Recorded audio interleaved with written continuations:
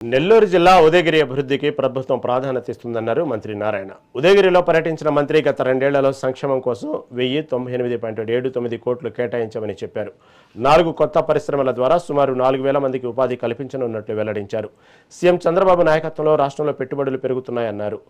ఈ పర్యటనలో 1.70 కోట్ల సీసీ రోడ్లను ప్రారంభించిన మంత్రి అధికారులతో కలిసి అభివృద్ధి పనులపై సమీక్ష నిర్వహించారు. ఉద్యోగాల కోసం ఎదుగుతున్న యువత ఉన్నారు.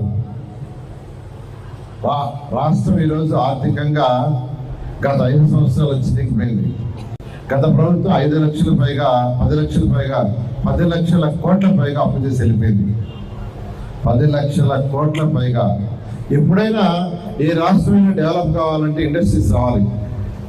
ఇండస్ట్రీస్ అనేది ఏ రాష్ట్రం డెవలప్ కాదు. ఈరోజు అమెరికా అంత డెవలప్ అయిందంటే అక్కడ ఇండస్ట్రియల్ రెవల్యూషన్ వచ్చింది. ఆ స్టేజ్లో ఉంది ఆర్థికంగా అంటే వాళ్ళ ఇండస్ట్రీసే. అందుకనే గవర్నర్ ముఖ్యమంత్రి గారు ఈ రాష్ట్రంలో ఇండస్ట్రీస్ వస్తే తప్ప సంక్షేమం చేయలేము, డెవలప్ చేయలేము, యువతకు ఉద్యోగాలు రావని ఈరోజు వాళ్ళు ప్రభుత్వం రాగానే టోటల్ కాన్సన్ట్రేషన్ ఇండస్ట్రీస్. యువనాయకుడు లోకేష్ కూడా ఈరోజు అనేక విదేశాలు తిరుగుతూ అనేక ఇండస్ట్రీస్ ఈ రాష్ట్రానికి తీసుకొస్తున్నారు. ఇండస్ట్రీస్ వస్తే ఎక్కడైతే ఇండస్ట్రీస్ వస్తాయో ఆ ఏరియాలో యువతకు ఉద్యోగాలు వస్తాయి. ఉద్యోగాలు వచ్చినప్పుడు వాళ్ళ ఆదాయం పెరుగుతుంది.